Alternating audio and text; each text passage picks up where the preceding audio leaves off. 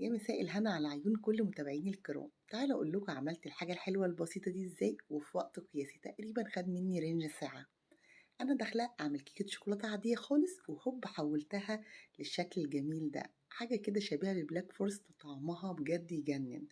كل الاسرار هتلاقوها وهتشوفوا احداث مش هتشوفوها غير عندنا وبس. حصل معايا واحنا شغالين اللي بيحصل لكل بيت مصري دلوقتي، هوب النور قطع. اسكت؟ لا، لازم اكمل وعملتها بالشكل الجميل ده، طلعت معايا بجد اجمد من الجاهزه مليون مره. يلا بينا نبدأ ونشوف الأحداث المشوقة جدا اللي حصلت لي واحنا شغالين. يلا بينا. هنسمي الله كالعادة ونبدأ على طول في مكوناتنا. 4 بيضات هننزل بيهم بالشكل ده. في العادي لما بعمل كيكة شوكولاتة في قالب انجليش كيك بحط بيضتين على كوباية ونص من الدقيق. في المرة دي هضاعفها مع وجود فوارق بسيطة، بحط الفانيلا عليها وهنستخدم المضرب العادي السلك، مش هستخدم أي حاجة فيها كهرباء عشان نوفر شوية. هحط كوباية ونص من السكر ومعلقتين كبار من اللبن البودر بيديها طعم حلو قوي، معلقتين كبار من الكاكاو الخام الاسباني، ده افضل انواع الكاكاو لان تيست الشوكولاته فيه بيبقى عالي جدا، طعمه حلو قوي. في نفس الوقت بيبقى بيدينا اللون الدارك الحلو قوي اللي كلنا بنحبه في كيكه الشوكولاته. وبالمضرب العادي بقلب لحد ما اطلع اللون اللي انتوا شايفينه ده. في الوقت ده هضيف الدقيق ولازم يتنخل كويس جدا زي ما انتوا شايفين. دي كوباية التانية. وبعد كده هضيف مقدار نص كوباية بس لاني سبق وضفت كاكاو، فانا بعادل الاضافات دي مع بعض. 2 من البيكنج باودر او كيك شيف، هو يدوب او 2 عشان الكمية شوية كبيرة. زي ما انتوا شايفين هبتدي اضيف ربع كوباية من المية السخنة تبقى من الكتل عشان في الاخر تدينا القوام اللي انتوا شايفينه ده. شايفين اللمعة الجميلة دي؟ دي طالعة بدون إضافة أي دهون، لا ضفت زيت ولا زبدة ولا أي حاجة من دي. بدي مسحة من الزبدة ورشة من الدقيق عشان أبطن الصينية وما يلزقش فيها الكيك، وبعد كده بنزل بالكمية اللي أنا عملتها زي ما انتوا شايفين. بصوا الموضوع ده كله ما خدش مني بالظبط غير 10 دقايق. بعد كده ادخلها الفرن، وفي الوقت ده هعمل معاكم الكريمة. كوباية كبيرة من الكريم شانتيه الخام، كوباية الا ربع من السكر البودر، وبعد كده هجيب اللبن، ده لبن نيدو عادي خالص.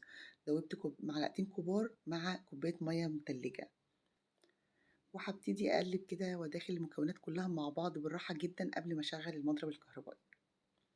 وهخفق في اتجاه واحد وهبدل في السرعات كده زي ما احنا متعودين كل مرة. انا ما خفقتش اقصى حاجة لاني لسه هكمل بعد اضافة الويبن كريم. قلت اعزز النكهة شوية واضيفها الخاص بالحلويات بيدي تيست اعلى شوية. وده شكلها بعد ما خلصت خفق.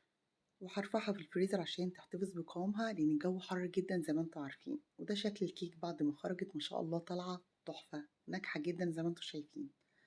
قلبتها وهبتدي اعدلها تاني. شايفين طريقة قد ايه؟ ما شاء الله.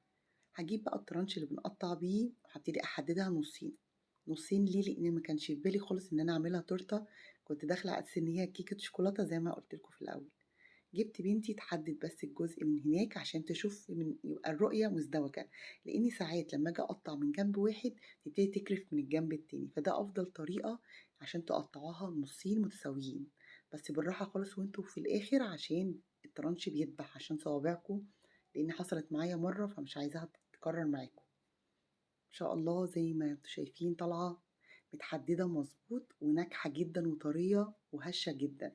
تعالوا بقى نقشر الطرف اللي فوق ده لانه شويه بيبقى واخد زفاره البيض.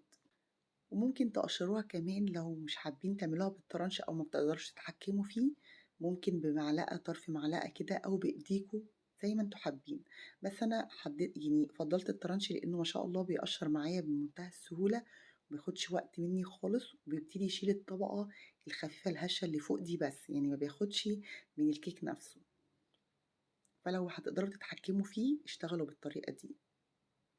هو بس مجرد السطح الخفيف اللي بيتشال ده وبس كده. الطريقة سهلة جدا جدا، بس بالراحة خالص وانتوا شغالين عشان ايديكم.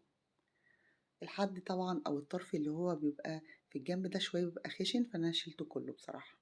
يعني ما شلتش الطبقة الهشة اللي في النص دي بس. وطلع معايا ما شاء الله جميلة زي ما انتوا شايفين.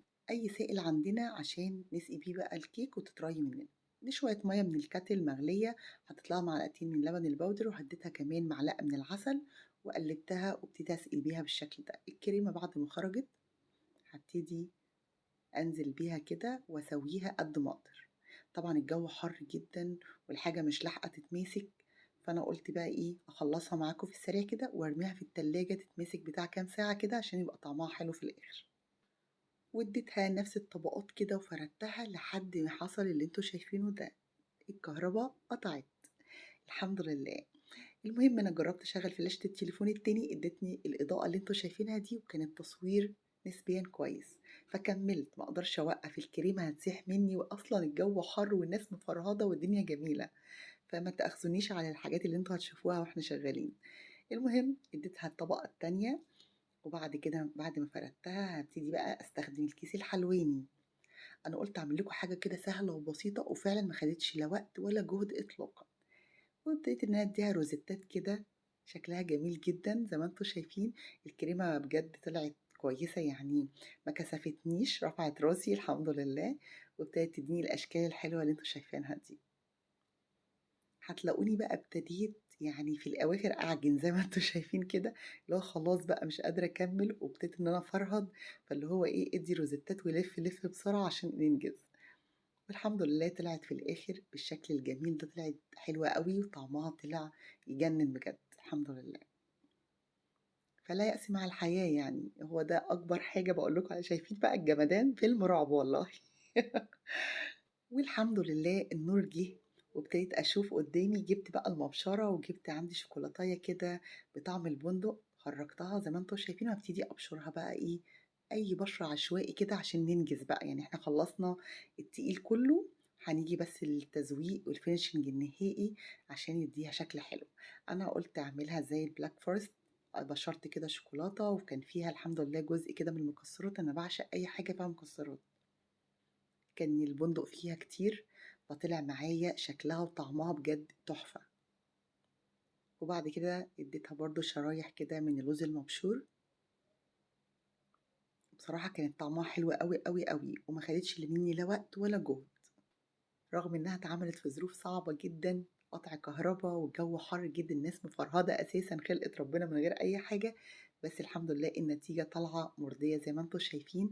حبيت إن أنا أقطّعها معاكم وهندوقها مع بعض زي ما إحنا متعودين، عشان تتأكدوا قد إيه هي طالعة ناجحة وجميلة جدًا. اديتها شوية بقى من الكرز، شوية من المكسرات، دي طبعًا اختياري زي ما أنتم حابين. يعني من النهارده مش هتشتري البلاك فورست من برّه تاني، هتعمليها على طول في البيت في وقت قياسي زي ما قُلت لِك. للأسف الفيديو انتهى. كانت معاكم صبا العريشي، وإلى اللقاء في فيديو آخر إن شاء الله. باي باي.